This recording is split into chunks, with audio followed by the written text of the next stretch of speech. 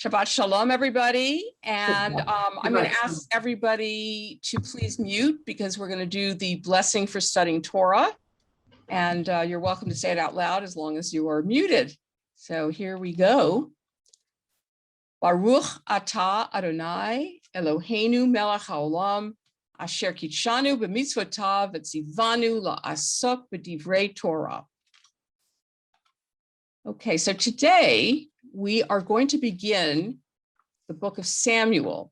Now it's the first book of Samuel, and the only reason there are two books of Samuel is because these used to be on scrolls, and the scroll wasn't large enough to hold the two books, but they're really just one book.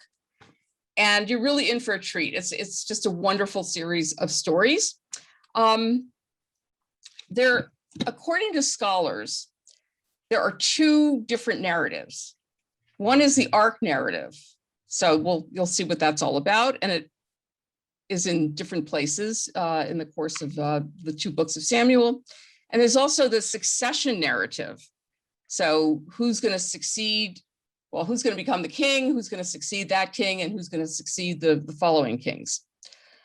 But Robert Alter, who's a literary critic and wrote this really excellent book called The Art of Biblical Narrative, which I highly recommend if you're interested at all in literary structure, analysis, and all that, says that the way this is constructed, it's really a very literary structure, and he doesn't really think they're two separate narratives. The question is the theme of these books, the two Samuel books, about the succession to the throne or about the sin of David? We'll see about that.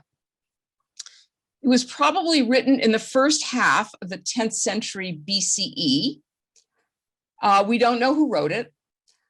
And it was edited probably in the 7th or the 6th century BCE. Now, it is considered part of the Deuteronomic history. So, the book of Deuteronomy, and then we saw, especially in the book of Judges, that theology, which is, if people behave and follow the mitzvot, good things will happen. And if they don't, they get punished. And we saw that very clearly in the book of Judges, right? I mean, when Israel sinned, they got defeated. And when they didn't sin, they had, years of peace with a judge who presided over them. But really, according to Alter, that's not really the case in these books. He believes that that some sort of editor came in and added certain statements that made it seem like it fit into that Deuteronomic theology, but that there were insertions, but that's not really what the books are about.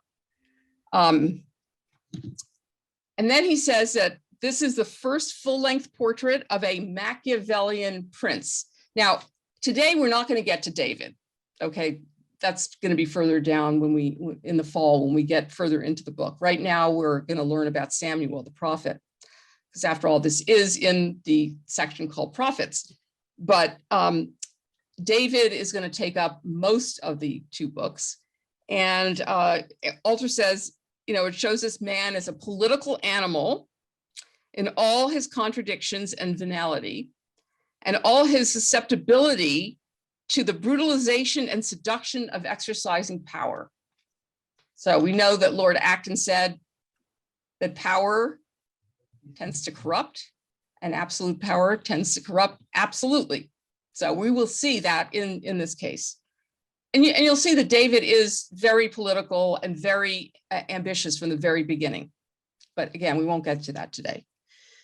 Now, we're going to begin reading. You may recognize this section, and I'll ask you where you've seen it before once we get into it.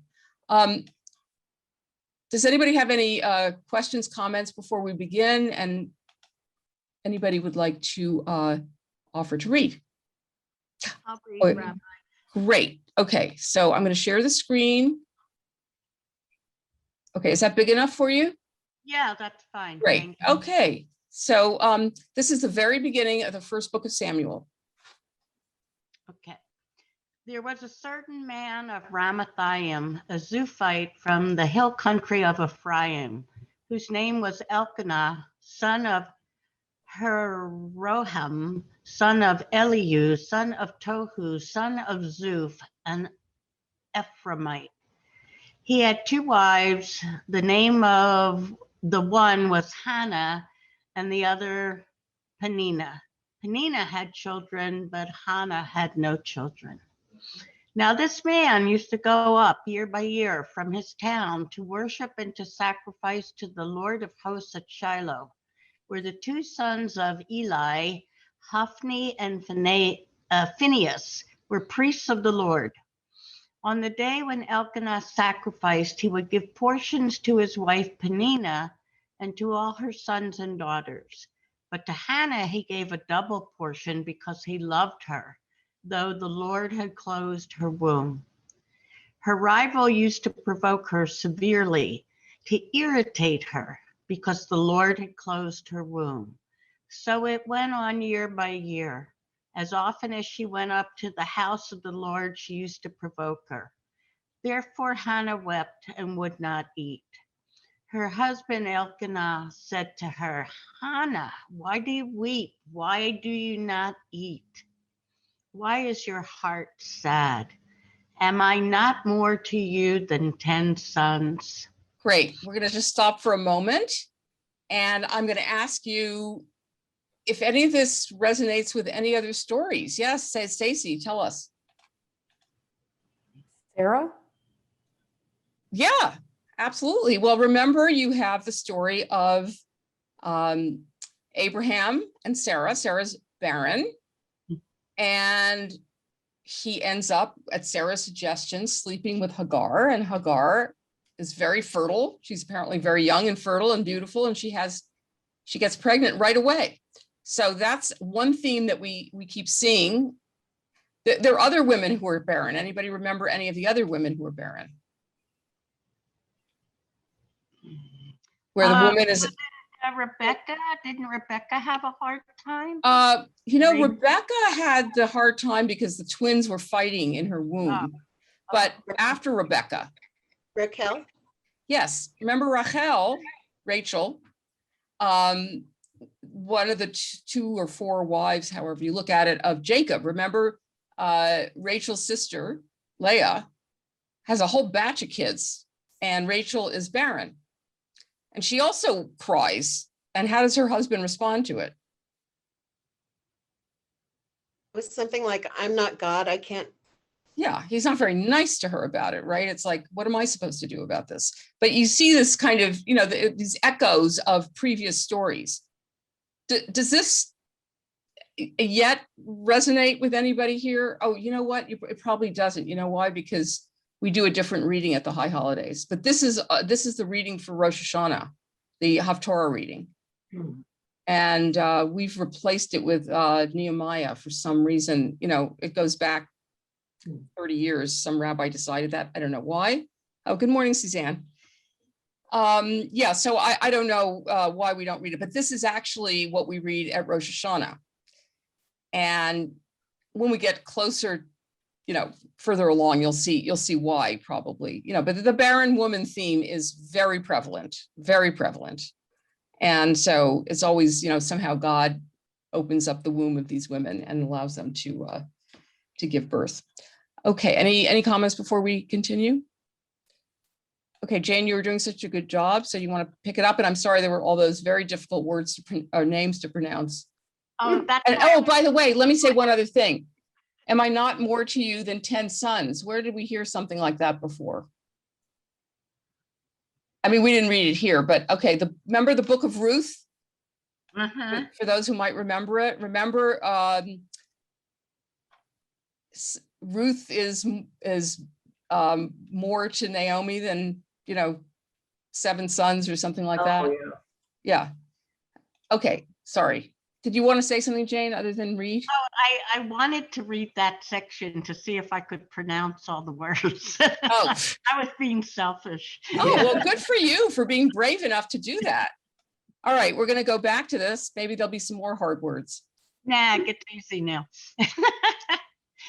Let's see. After they had eaten and drunk at Shiloh, Hannah rose and presented herself before the Lord. Now Eli, the priest, was sitting on the seat beside the doorpost of the temple of the Lord. She was deeply distressed and prayed to the Lord and wept bitterly. She made this vow: O Lord of hosts, if only you will look on the misery of your servant and remember me, and not forget your servant, but will give to your servant a male child, then I will set him before you as a Nazarite until the day of his death. He shall drink neither wine nor intoxicants, and Okay, I'm no going to just shall stop. touch his head. I'm sorry for interrupting. Yeah, I just wanted to remind people what a Nazarite was, right? We did read about this a while back. You can remember back that far. So a Nazarite is kind of the equivalent of a monk in Judaism, but you're not supposed to do it for more than 7 years. And actually, when you've completed your service as a Nazarite, you're supposed to bring a sin offering. So a lot of commentators try to figure out, why a sin offering? Why would you have to do that? And one of the answers is, I mean, there are many answers, of course, because it's Judaism, but one of the answers is that we're supposed to enjoy life. God wants us to enjoy life and not to be an ascetic. So somebody who denies himself the pleasures of life is somebody who really should do some repenting on some level. Okay. All right. Sorry to interrupt, but here we go. Okay, Jane. As she continued praying before the Lord, Eli observed her mouth. Hannah was praying silently, only her lips moved, but her voice was not heard. Therefore, Eli thought she was drunk. So Eli said to her, "How long will you make a drunken spectacle of yourself? Put away your wine." But Hannah answered, "No, my Lord, I am a woman deeply troubled. I have drunk neither wine nor strong drink, but I have been pouring out my soul before the Lord. Do not regard your servant as a worthless woman, for I have been speaking out of my great anxiety and vexation all this time." Then Eli answered, "Go in peace. The God of Israel grant the petition you have made to him." And she said, "Let your servant find favor in your sight." Then the woman went to her quarters, ate and drank with her husband, and her countenance was sad no longer. They rose early in the morning and worshiped before the Lord. Then they went back to their house at Ramah. Elkanah knew his wife Hannah, and the Lord remembered her. In due time, Hannah conceived and bore a son. She named him Samuel, for she said, "I have asked him of the Lord." The man Elkanah and all his household went up to offer to the Lord the yearly sacrifice and to pay his vow. But Hannah did not go up, for she said to her husband, "As soon as the child is weaned, I will bring him, that he may appear in the presence of the Lord and remain there forever. I will offer him as a Nazarite for all time." Her husband Elkanah said to her, "Do what seems best to you. Wait until you have weaned him. Only may the Lord establish his word." So the woman remained and nursed her son until she weaned him. When she had weaned him, she took him up with her, along with a 3-year-old bull, an ephah of flour, and a skin of wine. She brought him to the house of the Lord at Shiloh, and the child was young. Then they slaughtered the bull, and they brought the child to Eli. And she said, "Oh, my Lord, as you live, my Lord, I am the woman who was standing here in your presence praying to the Lord. For this child I prayed, and the Lord has granted me the petition that I made to him. Therefore I have lent him to the Lord. As long as he lives, he is given to the Lord." Thank you. So, first of all, what do we think about Eli, the high priest here? Well, I read in Altar that it was not common to pray silently, and that's why he thinks she's drunk. But Right. as you go on into this story, you find out that Eli is a drunk, as well as his sons. So His sons are, I was drinking when he sees it. well, we don't know if we don't know if he's drunk, but certainly he's not very kind, right? He sees this woman and he just assumes that she's drunk, right? And one wonders if it was a man in there, whether he would have had the same response. You know, he could ask her first what's going on, right? Instead of assuming the worst, right? Mm-hmm. Actually, Hannah for the rabbis becomes the model for prayer. Interesting enough, you're supposed to pray from your heart. We have a silent Amidah as part. No, we wouldn't know that in the Reform movement, but in a traditional synagogue, part of the Amidah is silent, right? So silent prayer is something that she introduced for us. Mm-hmm. Okay. Why do you think we read this at Rosh Hashanah, aside from the barrenness, which of course, as I said, is a pretty typical thing for women in the Bible? Well, See any parallels? For me, Rosh Hashanah is a gift. I mean, it's the birthday of the world, and it talks about development and new birth and creation. To me, it's a recreation of creation. So we have the creation of this young boy, an answer to a prayer. Great. That's one very nice reason. Any other thoughts? Haftorah, remember, often is a kind of parallel or echo of the Torah portion. Right. So what do we read at Rosh Hashanah?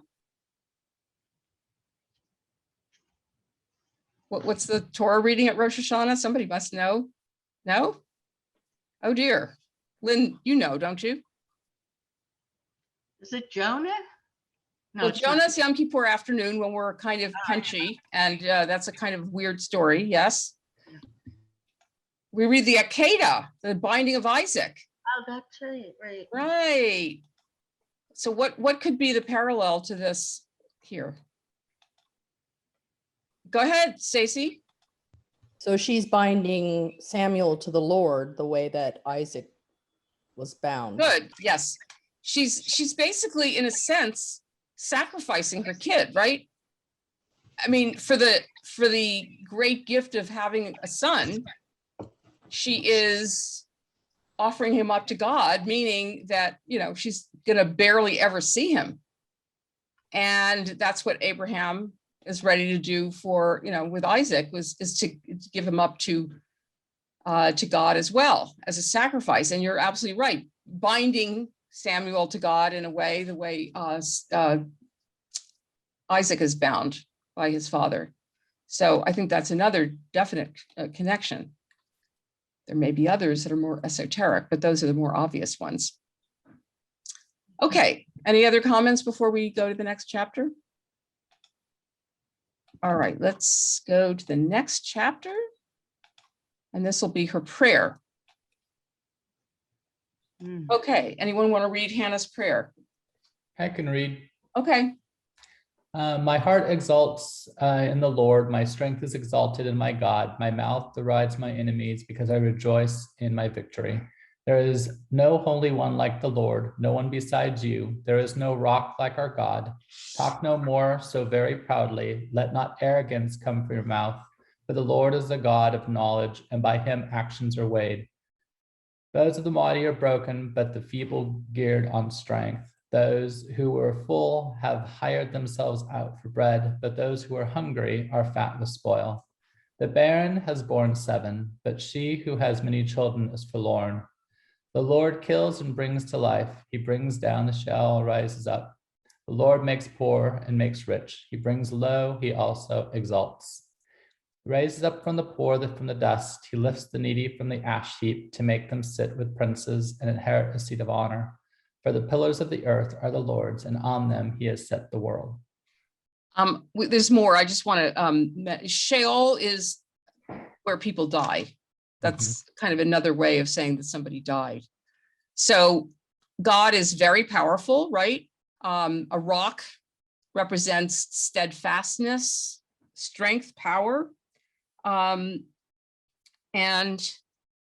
people who have hubris are brought down, and people who are needy are taken care of.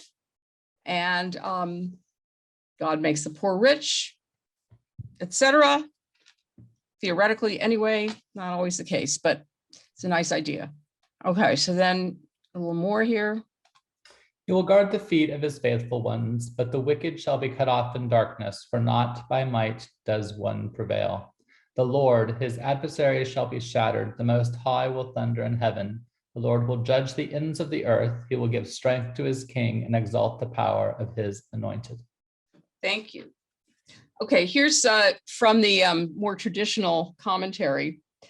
So when Hannah says, while the barren woman bears 7, okay, I'm going to stop the sharing for a second. Okay, so when the barren woman, she's referring apparently to herself, because aside from Samuel, she's going to have other children. So it says the plain sense of the verse is that she did not stop bearing children with the birth of Samuel, but went on to have another 6 children.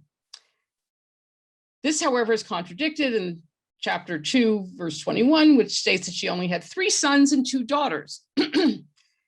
One of the commentators, Radak, explains that the word 7 is not meant literally, but is a biblical idiom for many, or that the numerical value of Shmuel, which is Samuel's name in Hebrew, 377, right? Each one of the letters in the Hebrew alphabet has a numerical value. So Shmuel comes to 377, is equal to that of Shiv'ah, which is the number 7. In other words, Samuel's name equals 377, and that's equal to how much the word Shiv'ah is worth, because each one of those letters is worth a certain number of points.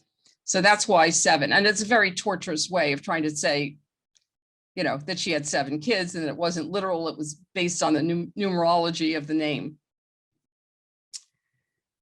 Meaning that Hannah considered Samuel to be the equivalent to 7 children, okay? So either 7 is a kind of, you know, one of those numbers that represents just many, or Shmuel, his name in numerical value is equivalent to Shiv'ah, which means 7, so Samuel is like 7 children. Anyway, you have to know Hebrew for this to make any sense. I know Susie's shaking her head going, what the hell is she talking about? Okay. According to the Midrash, every time Hannah gave birth, 2 of Peninnah's children died.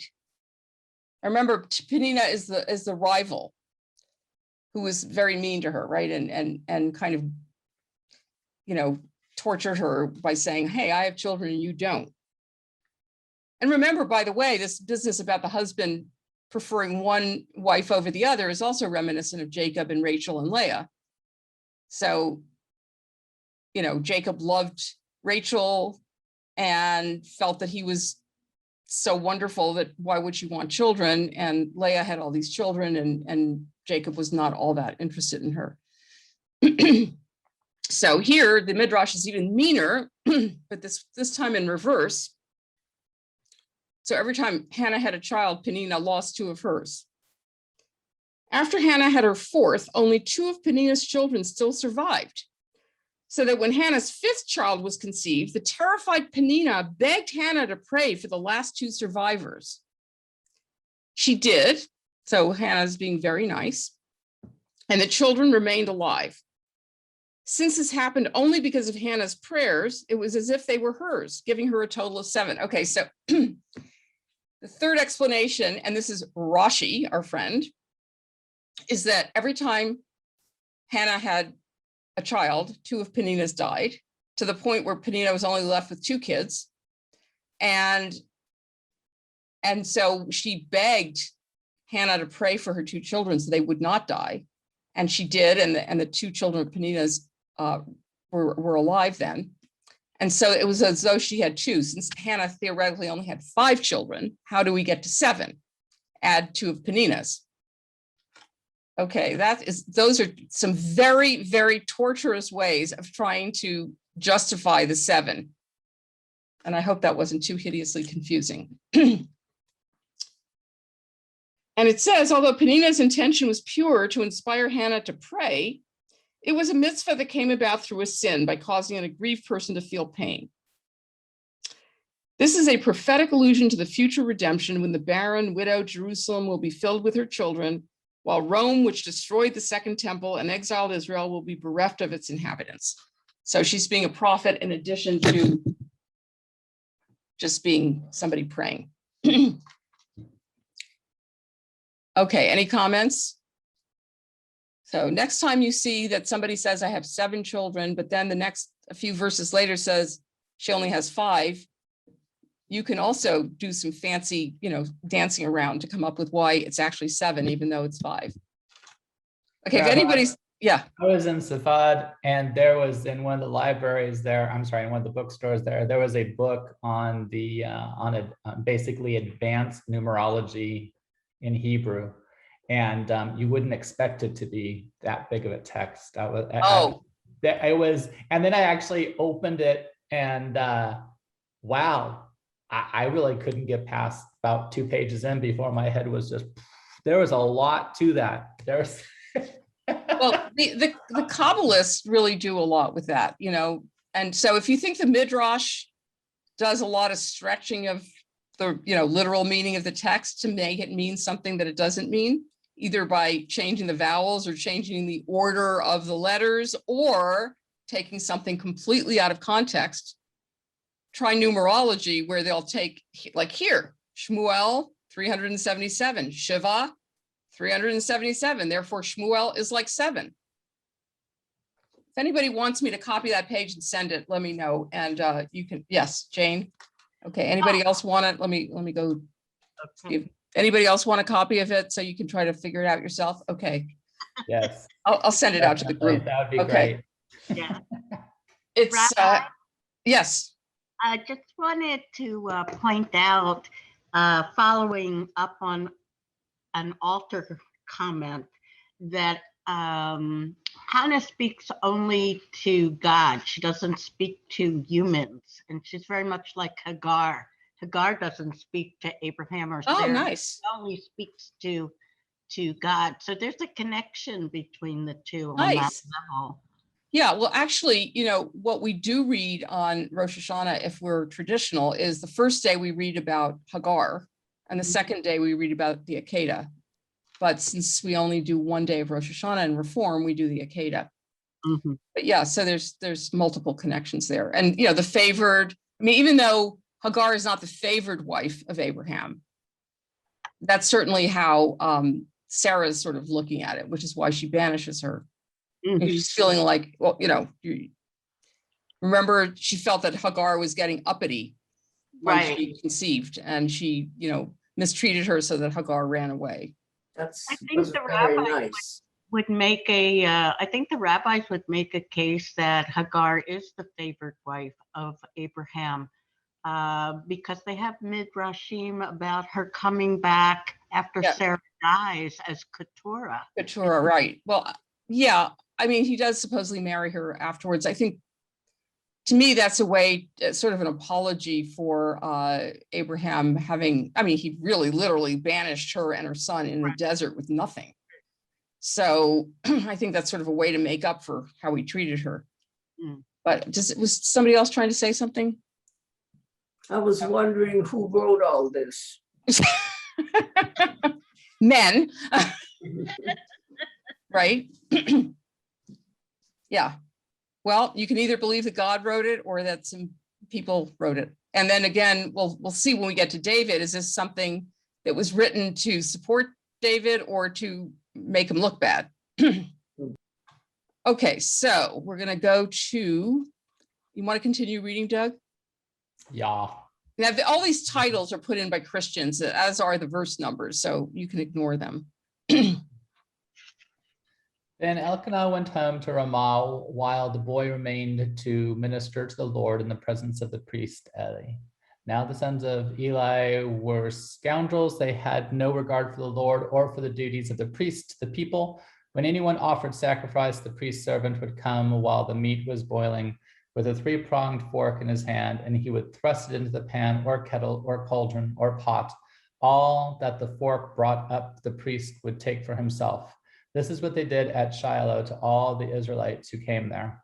Moreover, before the fat was burned, the priest's servant would come and say to the one who was sacrificing, "Give meat for the priest to roast, for he will not accept boiled meat from you, but only raw."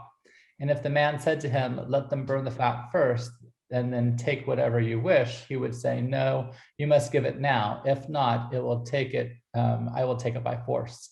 Thus the sin of the young men was very great in the sight of the Lord, for they treated the offerings of the Lord with contempt. Okay, thank you. Okay, so what is the portrayal that we get of these priests, Eli's sons? They're gluttons. Gluttons. Stacy, go ahead. Also, gastronomic geniuses, because boiled food is horrible and grilled food is much better. They were looking for good tasting meat. Should have put on the barbecue. Yeah, well, first of all, they're not supposed to be grabbing the meat. Oh, Okay. Here, let me, so first of all, the meat is first supposed to be placed on the altar. hmm. And it says, after the designated parts are placed on the altar, the Kohen, the high priest, their father, is awarded the breast and the right thigh, with the rest going to the owner of the offering. So they're supposed to be sharing this food, which they're not doing.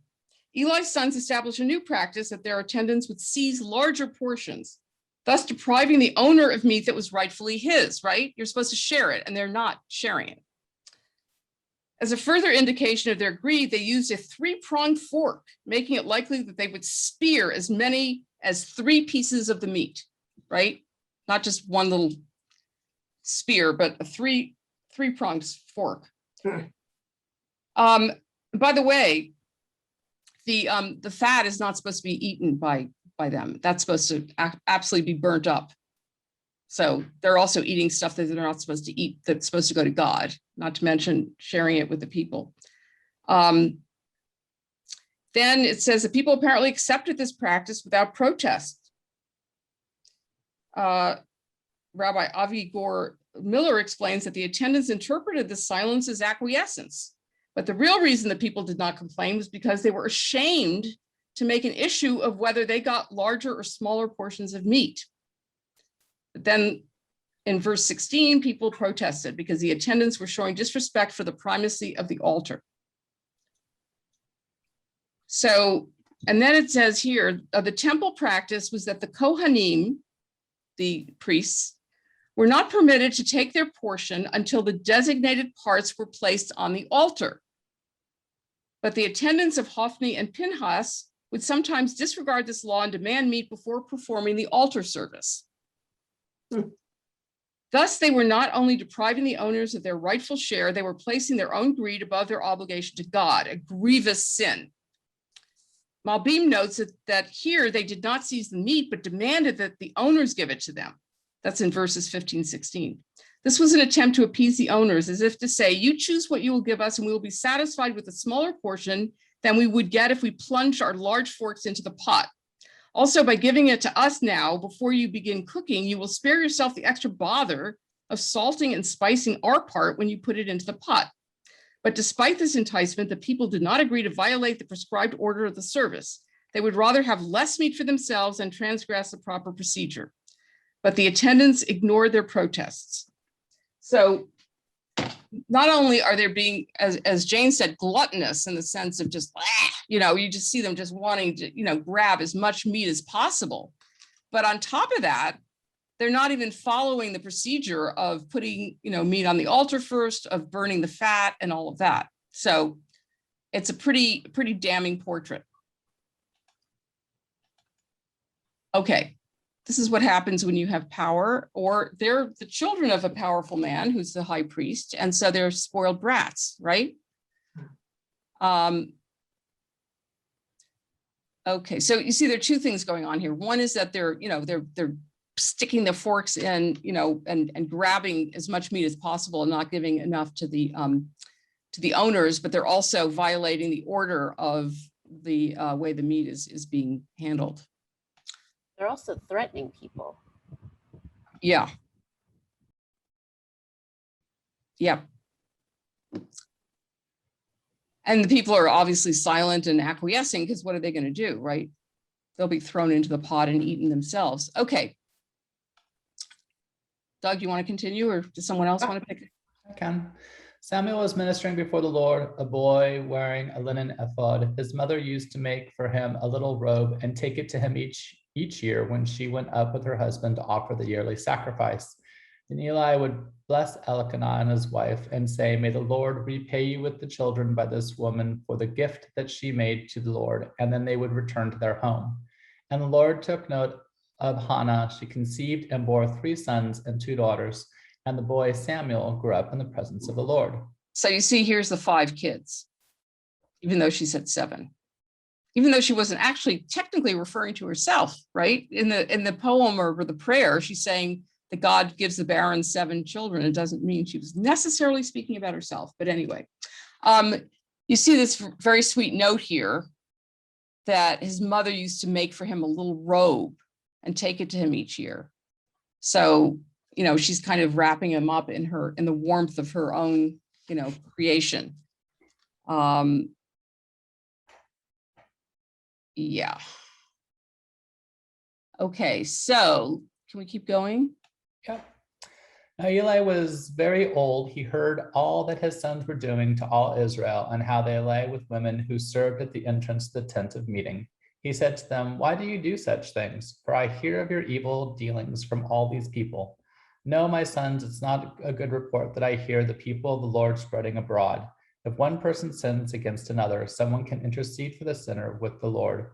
But if someone sins against the Lord, who can make intercession?" But they would not listen to the voice of their father, for it was the will of the Lord to kill them. That's a lovely, lovely line there. So just the way they were so gluttonous that they were grabbing as much meat as possible, they're doing the same thing with women, right? Mm-hmm.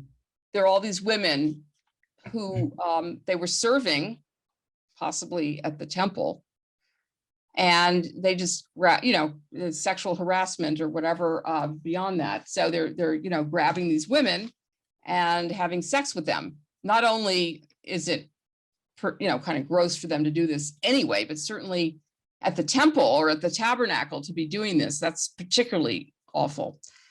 And it's interesting that they won't listen to the voice of their father because God wants to kill them. So it's almost like God is keeping them being, evil so that God has a justification for killing them. And that's a little disturbing, but anyhow.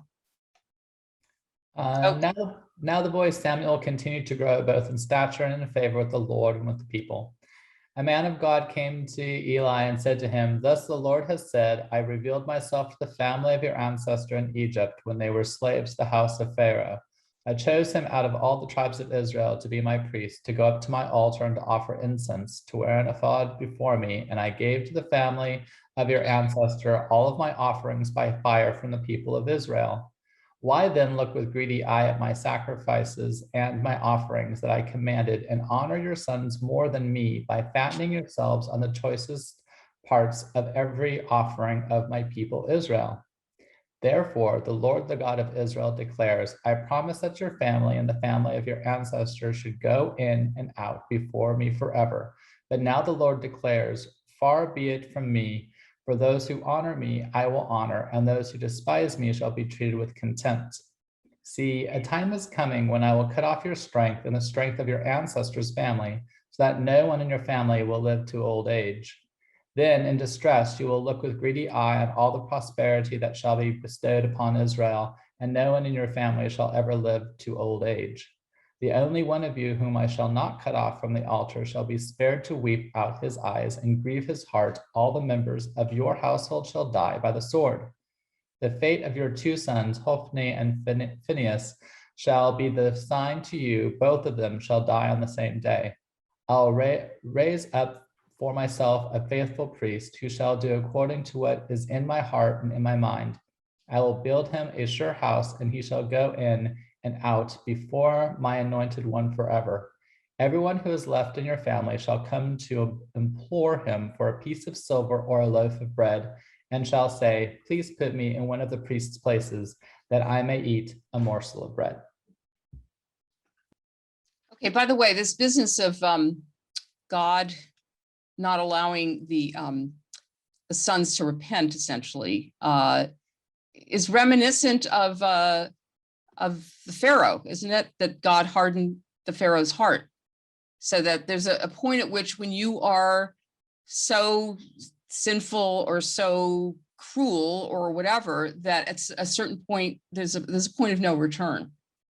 And you can read it not as God having stopped them from repenting, but that, you know, it's sort of almost impossible to turn around and go back to, you know, being a good person after you've committed so many sins and you've hardened your heart so much.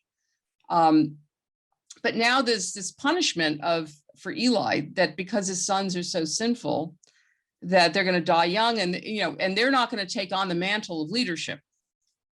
And we'll actually see that happen again in the story of Saul, because, you know, you don't deserve to have your own flesh and blood succeed you in this very important and high office.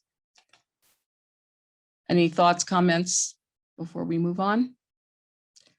Okay. They're supposed to Yes. be ritually pure.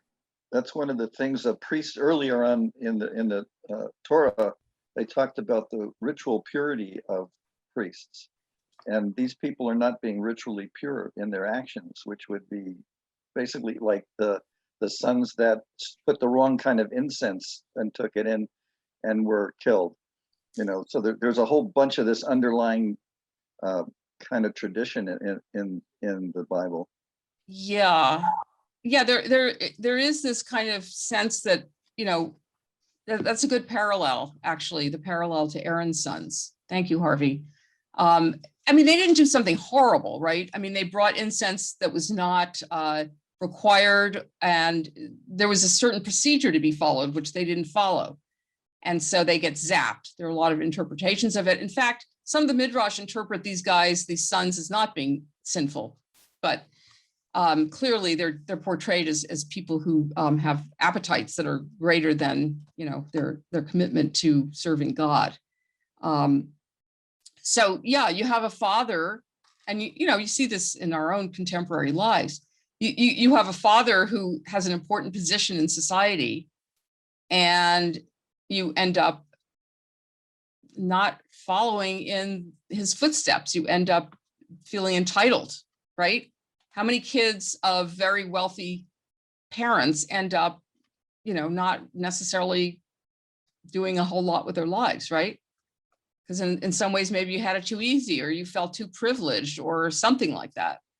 And you felt like you get away with murder, which actually a lot of times, you know, a powerful parent, and I'm not saying this is the case necessarily with a priest, but a powerful parent can get you out of trouble, right? I have a friend who whose son was selling marijuana in a state that didn't allow for that. He could have gone to prison. If he were a young Black teenager, he would have gone straight to prison.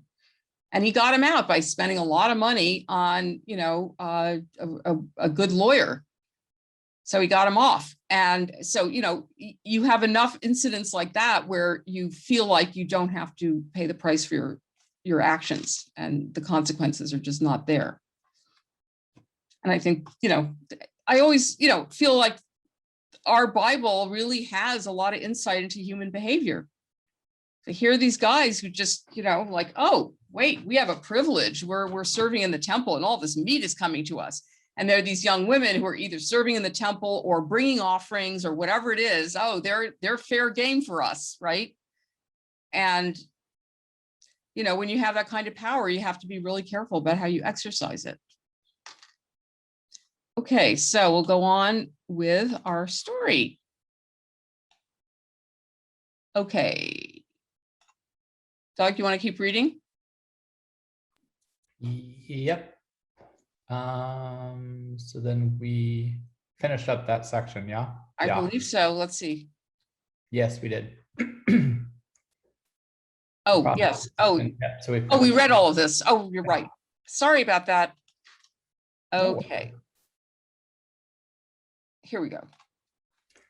Now the boy Samuel was ministering to the Lord under Eli. The word of the Lord was rare in those days. Visions were not widespread. At that time, Eli, whose eyesight had begun to grow dim so that he could not see, was lying down in his room. The lamp of God had not yet gone out, and Samuel was lying down in the temple of the Lord where the ark of God was. Then the Lord called Samuel, Samuel, and he said, "Here I am," and ran to Eli and said, "Here I am, for you called me." But he said, "I did not call, lay down again." So he went and lay down.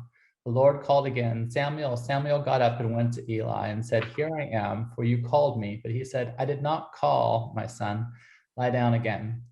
Now Samuel did not yet know the Lord, and the word of the Lord had not yet been revealed to him. The Lord called Samuel again a third time, and he got up and went to Eli and said, "Here I am, for you called me." Then Eli perceived the Lord was calling the boy. Therefore Eli said to Samuel, "Go, lie down, and if he calls you again, you shall say, 'Speak, Lord, for your servant is listening.'" So Samuel went and lay down in his place. Okay, thank you. So I want to point out a couple of things. The word of the Lord was rare in those days. So apparently the people were not doing so well, and neither were the leaders. And so God was sort of distant from everybody. There's a connection between, you know, the behavior of the people and whether God is involved or not. Eli, you know, we saw him sitting. Now we're seeing him lying down, and that sort of suggests a bit of his passivity, because on top of the fact that these young men, his sons, were, you know, kids of privilege, apparently Eli didn't really do anything. You know, he's told by God, "Look, your kids are misbehaving," and he doesn't really do anything about it. And we're going to see an echo of that when we see the story of David, because the same thing happens with David. His kids do some bad stuff, and David doesn't do anything about it. So again, letting the kids continue to misbehave and to do sinful things. Let's see what else. And then, of course, you know, his eyesight had begun to grow dim. Well, maybe his eyesight was always a bit dim, right? He misinterprets what Hannah does. He doesn't seem to understand that the way his sons are behaving is jeopardizing the future of his line. Who else had dim eyes? Do you remember in the Torah? Isaac? Yes, remember Isaac, and Isaac was a weak man as well. So you might, you know, kind of think, oh, wait a minute, the eyes grow dim. Oh, that reminds me of Isaac. He was weak. Maybe this guy's weak too, right? On some level. He certainly doesn't seem to, you know, shine in any way by his behavior. So his eyes are growing dim, and, you know, the kid is now being called by God. And, you know, he doesn't even understand that at this point, right? Because I didn't call you. He doesn't say, "You know what, that's probably God calling you." You'd think he'd know that, right? He's the high priest. And of course, when someone says, "Here I am," hineni, it means, it's one of those statements that means I'm here, I'm ready to serve you. You know, the prophets say that when God calls them. Abraham says it when God tells him to go sacrifice his son. Hineni, I'm here, ready to serve you. Okay. Now let's continue. Did you stop here? Yeah, so at 10, so that's where we're picking up, is at 10. Yeah. Now the Lord came and stood there, calling as before, Samuel, Samuel. And Samuel said, Speak, for your servant is listening. Then the Lord said to Samuel, See, I'm about to do something in Israel that will make both ears of anyone who hears it tingle. On that day, I will fulfill against Eli all that I have spoken concerning his house from the beginning to end. For I have told him that I'm about to punish his house forever for the inequity that he knew, because his sons were blaspheming God, and he did not restrain them. Therefore, I swear to the house of Eli that the iniquity of Eli's house shall not be expiated by sacrifice or offering forever. Samuel lay there until morning, when he opened the doors of the house of the Lord. Samuel was afraid to tell the vision to Eli, but Eli called Samuel and said, Samuel, my son, said, Here I am. Eli said, What was it that he told you? Do not hide it from me. May God do so to you and more also, if you hide anything from me or that he told you. So Samuel told him everything, and he hid nothing from him. Then he said, It is the Lord, let him do what seems good to him. As Samuel grew up, the Lord was with him, and let none of his words fall to the ground. And all Israel, from Dan to Beersheba, knew that Samuel was a trustworthy prophet of the Lord. The Lord continued to appear at Shiloh, for the Lord revealed himself to Samuel at Shiloh by the word of the Lord. So what's happening here is a transfer of power from the priest to the prophet. So now the prophet's going to be the one that really is in charge, as opposed to the high priest, who seems to have abused his own special place. Okay. Would someone like to pick it up here? Here we now we're starting into the ark narrative. So as I said, according to some scholars, the ark narrative is a separate narrative that gets inserted in here. According to Alter, you know, that's not the case, but who knows? Because we don't know, when, as Susie said, who wrote this, who knows? Okay. Who'd like I'll to read. read? I'll go Okay. ahead. In those days, the Philistines mustered for war against Israel, and Israel went out to battle against them. They encamped at Ebenezer, and the Philistines encamped at Aphek. The Philistines drew up in line against Israel, and when the battle was joined, Israel was defeated by the Philistines, who killed about 4,000 men on the field of battle. When the troops came to the camp, the elders of Israel said, Why has the Lord put us to rout today before the Philistines? Let us bring the ark of the covenant of the Lord here from Shiloh, so that he may come along among us and save us from the power of our enemies. So the people sent to Shiloh and brought from there the ark of the covenant of the Lord of hosts, who was enthroned upon the cherubim. The two sons of Eli, Hophni and Phinehas, were there with the ark of the covenant of God. Okay, so let me just stop for 1 second. Let me remind you that the cherubim, the cherubs, are not little fat-cheeked angel types, okay?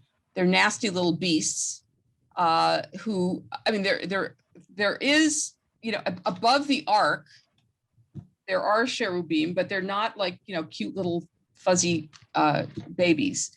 They're sort of fierce winged beasts, and they represent the throne of God. So apparently on top of them is where God is seated.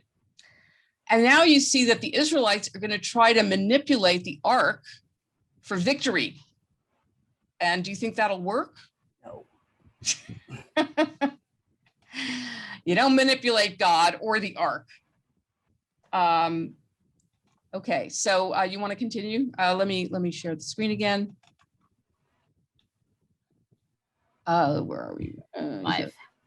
When the ark of the covenant of the Lord came into the camp, all Israel gave a mighty shout, so that the earth resounded. When the Philistines heard the noise of the shouting, they said, What does this great shouting in the camp of the Hebrews mean? When they learned that the ark of the Lord had come to the camp, the Philistines were afraid, for they said, Gods have come into the camp. They also said, Woe to us, for nothing like this has happened before. Woe to us, who can deliver us from the power of these mighty gods? These are the gods who struck the Egyptians with every sort of plague in the wilderness. Take courage and be men, O Philistines, in order not to become slaves to the Hebrews as they have been to you. Be men and fight. So the Philistines fought. Israel was defeated, and they fled, everyone to his home. There was a great slaughter, for there fell of Israel 30,000 foot soldiers. The ark of God was captured, and the two sons of Eli, Hophni and Phinehas, died. So here The Ark of God is captured. That is really, really bad. Okay. Plus there's a big slaughter, plus the sons of Eli are killed. This is really not good. Okay. If you don't mind continuing. A man of Benjamin ran from the battle line and came to Shiloh the same day with his clothes torn and with earth upon his head. When he arrived, Eli was sitting upon his seat by the road watching, for his heart trembled for the ark of God. Okay, let's stop there for just 1 second. What do we notice? Okay, first of all, the clothes torn and earth on his head, what does that suggest? Mourning. Mourning, right? So he's not coming with good news. And here again, we have Eli sitting. Another, he seems to always either be sitting or lying. He's not a very active priest, right? He just seems to be very passive. And what is he worried about? The ark, not the his ark. kids. His kids are out there, in the battle, and he's not like thinking, oh my God, my poor kids. He's thinking, oh my God, the ark. Okay. All right, please keep going.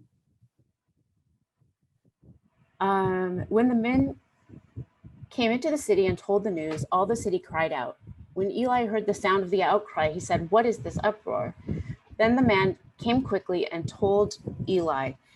Now Eli was 98 years old, and his eyes were set so that he could not see. The man said to Eli, "I have just come from the battle. I fled from the battle today." He said, "How did it go, my son?" The messenger replied, "Israel has fled before the Philistines, and there has also been a great slaughter among the troops. Your 2 sons also, Hophni and Phinehas, are dead, and the ark of God has been captured." When he mentioned the ark of God, Eli fell over backward from his seat by the side of the gate, and his neck was broken, and he died, for he was an old man and heavy. He had judged Israel 40 years. So again, he finds out that his kids are killed.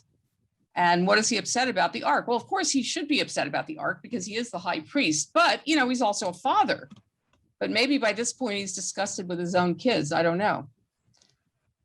But it's not a very elegant ending for him either. Suzanne? Yes. Just have a question. Yes, please. Now, it could just be my lack of, education and awareness of Eli and his house and his sons.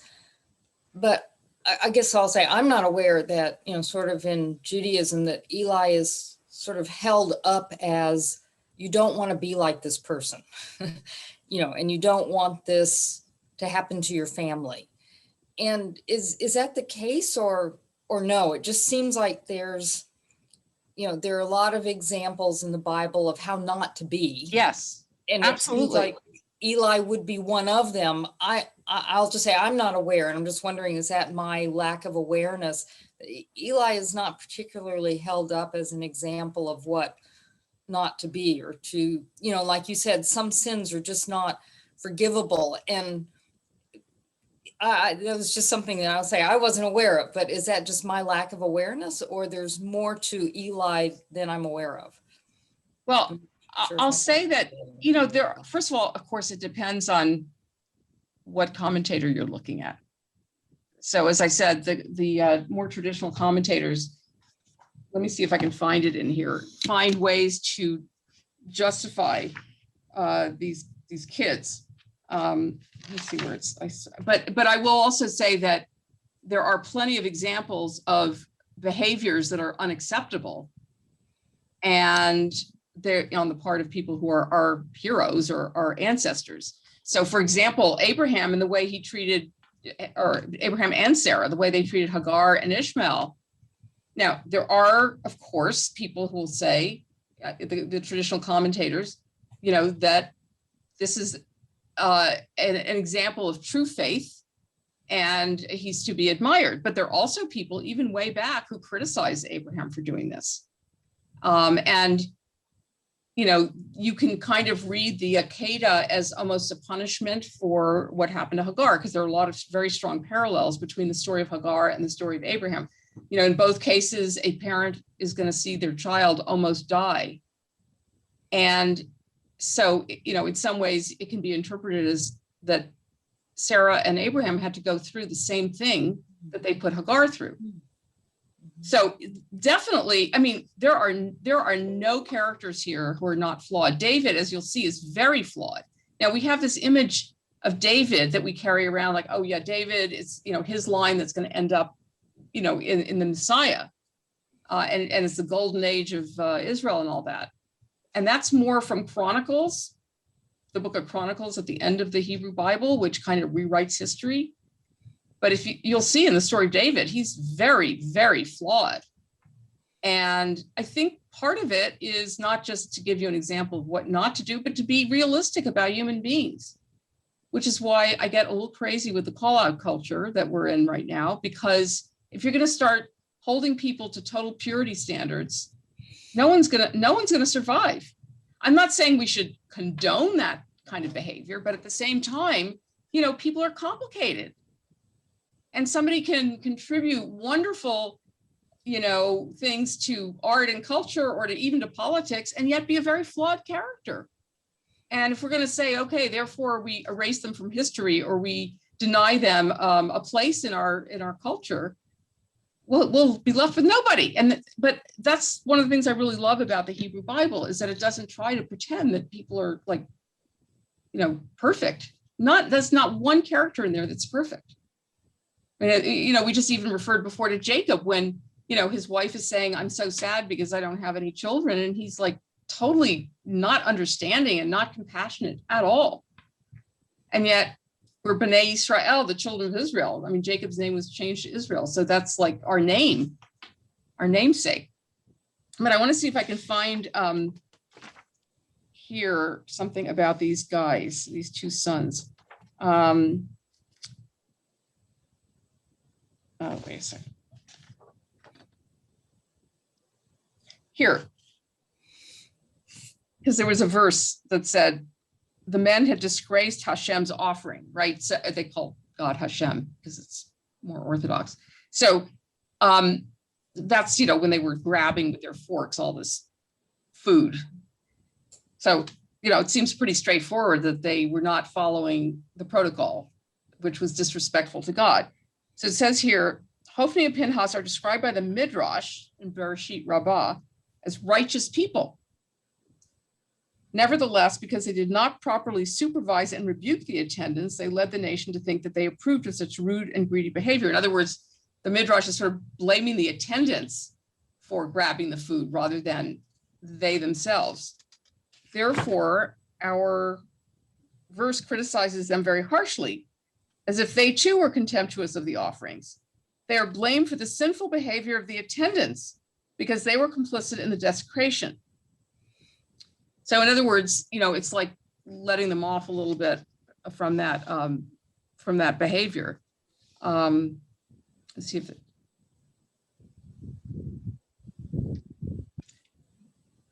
okay, so then the whole business about their, sleeping with all these women. So two interpretations. One is the implication of the verse that Hophni and Pinhas actually committed immoral acts with the unescorted women who came with offerings. It was common for women to be at the tabernacle, since a woman who gives birth or has experienced certain kinds of bodily discharges must bring offerings to complete the purification process. So that's the sort of plain meaning of the verse. However, the second interpretation, which is in the Talmud, that they did not actually do anything immoral. Like, don't believe what you see with your very own eyes. We know that phenomenon right now in this country anyway, not in yours. But that scripture speaks of them in such very harsh terms because they were inconsiderate of the women. Instead of performing the service of the women's offerings as quickly as possible so that they could return to normal life with their husbands, Hophni and Pinhas dawdled and delayed so that many women would have to stay at Shiloh for an extra night. For thus interfering in the relationship between husband and wife, scripture describes Hophni and Pinhas as major sinners. So they didn't themselves sleep with the women. They just dawdled and delayed, and they have to stay the night. That's a real stretch. And then Ralbag finds persuasive support for the interpretation of the sages in the Talmud. There, a prophet castigates them for abusing the offerings, but makes no mention of immoral behavior. This is later on. Clearly, the implication of adultery is figurative, not literal. you really have to stretch the truth to get to that. The reason for their laxity with the women's offerings was that these offerings were birds from which the Kohen received only a very small share. So the attendants gave priority to the offerings that were more profitable to them. In other words, the reason they delayed dealing with the offerings is, it's just a pigeon. I'm only going to get a tiny bite. So I'm going to focus on other people instead. And thus these women had to stay over an extra night, which meant they couldn't sleep with their husbands. Again, a real stretch to try to make them seem okay. It's sort of like, sorry, the guy from Georgia who said, oh, January 6th was just a bunch of tourists coming by. That's how tourists usually behave. They kill policemen and they, go to the bathroom in the halls of Congress and they put their feet up on Nancy Pelosi's desk and they scream and say, let's hang Mike Pence. I mean, you really have to do a stretch to say that those are tourists. Same thing here. These guys, they weren't so great, but they weren't that bad. They weren't sleeping around with all these women. They weren't taking advantage of women. So I'm just saying that there are ways of the rabbinical commentary of trying to clean this up a little bit. But at the same time, as I said, throughout the whole Tanakh, you've got people who do things that we don't want to do. And it's by negative example that we're learning a lesson about them. So does that make sense? So thank you for giving me the opportunity to read that crazy midrash because it's really, really weird. Yeah. Okay. Any other questions or comments? Is our biggest problem with Eli that he's a really bad father? Well, again, at least Robert Alter suggests that we keep seeing him sitting. That suggests passivity. And 98, though. What's that? He's 98. Well, yeah, when we first see him, though, he's still sitting. When Hannah comes in, he's sitting and he's not very nice to her. And for the rabbis, Hannah represents, the epitome of prayer. So, he could have been a little more sensitive or at least inquired instead of treating her like that. And then his eyes growing dim and all that. And yeah, and not doing anything about his kids. I mean, and this is going to be the case with David as well. Not dealing with your kids is both a personal issue and a national issue. So for example, David does not deal with his son Absalom being angry that his sister gets raped by one of her half-brothers. And because David does nothing about it, Absalom ends up starting a civil war.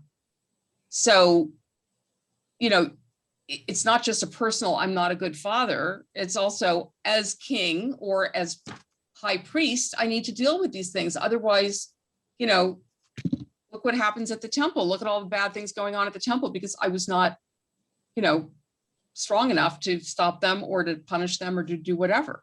So God has to step in instead. So, when you're king, the personal is political, as it is with us as well. Okay. Yes, so let's go back to the text. Let's see. Okay, he's dead. Okay, you want to just finish this chapter, Doug? Or who? No, I'm sorry, Suzanne. Yeah.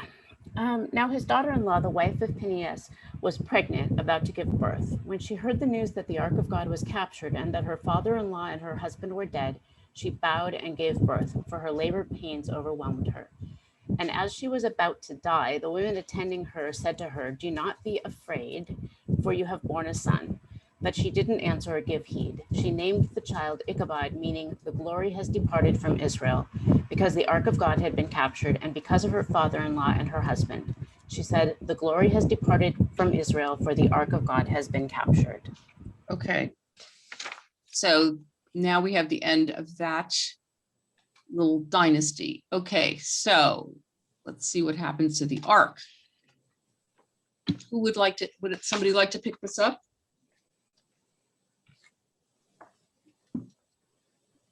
Okay, should I have to read it?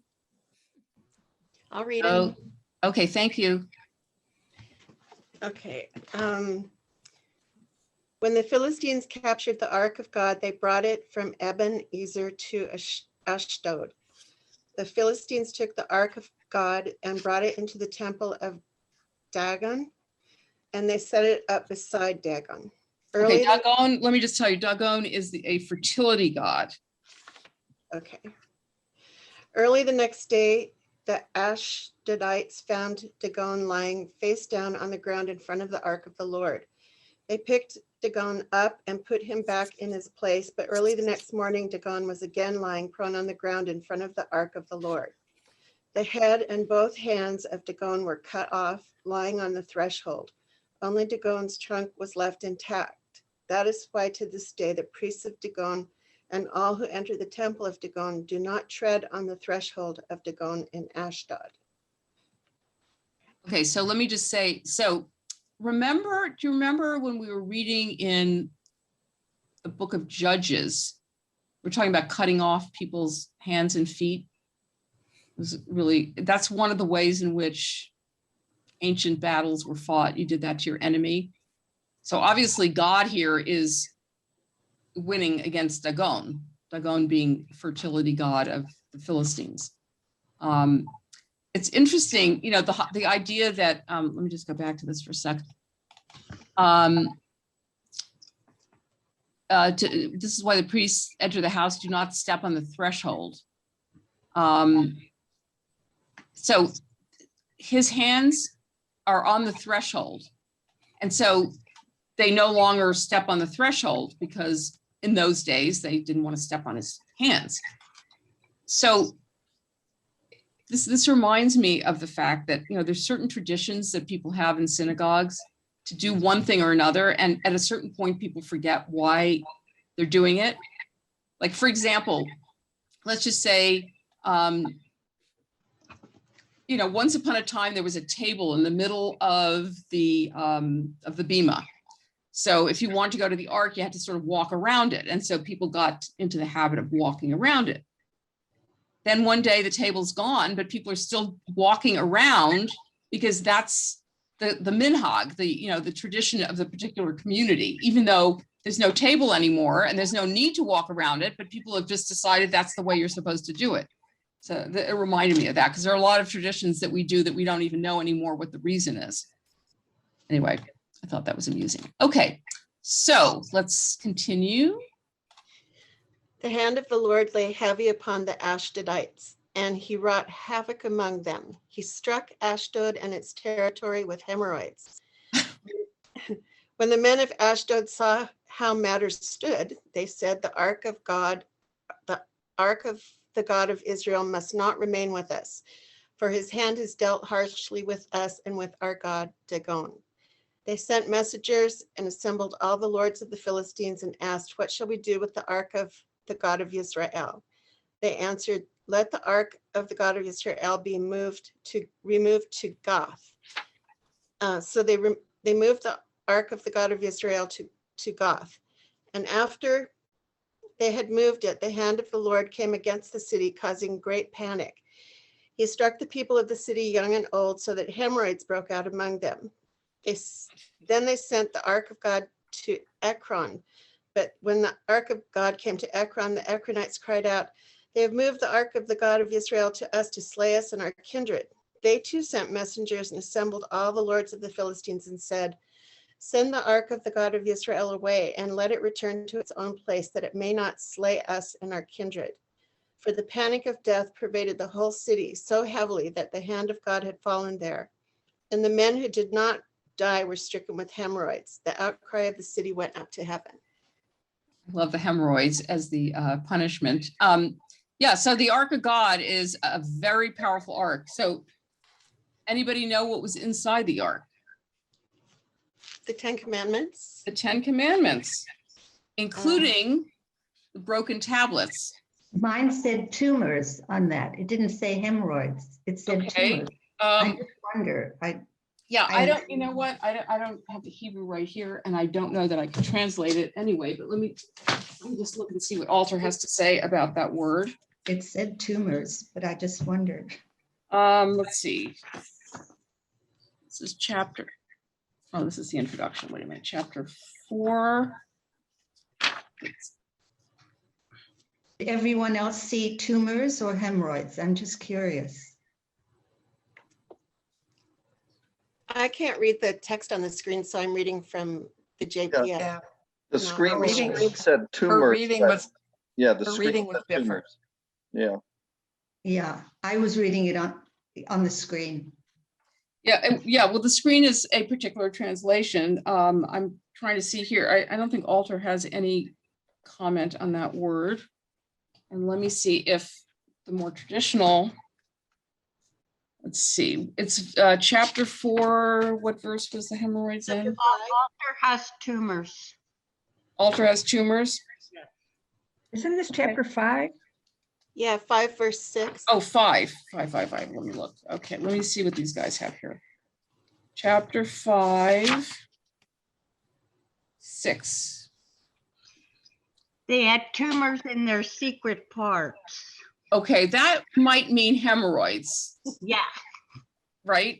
All right, this is what he says on verse 6 of chapter 5. In his mercy, God does not begin by striking at people. First, he afflicts their property, or as in the case of Ashdod, he shows the futility of their idols, but if that does not achieve its goal, he punishes them directly.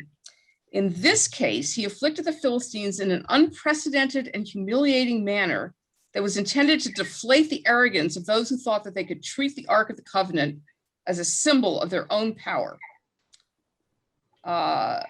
Midrash Shocher Tov comments that since the wickedest Philistines had said that God had used up all his plagues against Egypt, he now showed them a new type of plague. God wanted to teach the Philistines that they captured the ark not because they were strong or because Israel was weak, but because it was his will that Israel be punished, just as he was now punishing Philistia for its impudence. Actually, this is the Orthodox commentary. This is what they say. The punishment consisted of hemorrhoids, which were painful and embarrassing. That's according to Radak. And while they were relieving themselves, mice would enter their bodies and pull out their bowels. So if you didn't think the hemorrhoids were bad enough, the mice would go in there. Okay. Because they gazed at the tablets, which symbolized the mysteries of the Creator, they were now punished in a way that struck at the hidden parts of their bodies. Okay, that's what the traditional commentary has to say. Let me see if there's anything in here. Okay, this is what Alter says. The hand of the Lord was heavy upon the Ashdodites. The word kaved, previously associated with Eli's corpulence, because it means heavy, right? You miss a lot of this stuff when you're reading it in English because the words echo each other, right? The kaved is the corpulence, and now it's the punishment. Okay, tumors. Okay, this is what he says about tumors. Many translations render this hemorrhoids. And there is a little confusion in the Masoretic text. Okay, the Masoretic text is that the Masoretes put in the vowels and the cantillation marks so that we could read the Torah. Okay, the consonantal written version, Ketiv, has tumors, but the tradition for reciting the text indicates hemorrhoids. So I guess it depends on how you put the vowels in. This confusion is compounded because the Septuagint, that's the translation into Greek, seconded by Josephus, includes a plague of mice, not in evidence in the Masoretic version. And the golden mice of the next chapter look very much like a response to just such a plague. So thank you for asking this question, because this is really bizarre. I had read it and I thought this is too gross to even talk about. Okay. The fact, moreover, that hemorrhoids are a humiliating but not lethal disorder and are not spread by epidemic, whereas the Philistines protest that they are dying, gives support to an interpretation at least as old as Rashi. The plague in question is bubonic plague, but carried by rats, metamorphosed in the story into mice and associated with the epidemic, but perhaps not clearly understood as the bearers of the disease. The tumors are the buboes of bubonic plague, which might especially afflict the lower body, including the rectal area. Okay, Ruth, that's more than you ever wanted to know asking that question. That's great. Wait, they had an imagination, didn't they? Who said Torah study wasn't fun? Come on. Okay, everybody. So I don't know if you got the new adult ed schedule yet. I put one together and I guess it'll go out on Tuesday. So I've started to put it together. I'm still working on it. I have, you remember Aaron Weisben? He's the executive director of the Hillel. So I have him teaching something, and he taught a few classes last year. And I'm going to have Mike Locklear come back at some point in January for a scholar in residence. Anyway, I started putting together some of the stuff, and then I realized, thanks to Andrea, that I had all white men. Sorry, no offense meant. So I will have some women also teaching, but that'll be in the second half of the year. But we'll start Torah study after the high holidays, so beginning of October. And I hope you'll join us for the high holidays. The summer is going to be a little quiet, but you can read up on all this wonderful stuff. Rabbi Locklear's sessions that he's been doing the past few weeks have been really good, and they're all recorded. Yes. So if anyone missed out or wants, it's all on his website, locklear.com. It's all right there. And so if you missed some or all of it and you're interested, he did 3 parts on science and religion, and now it's 3 parts on what happens after we die, Jewish thoughts, basically. It's just been really informative, and he's fun. He everything he does is he does it with good Great. humor.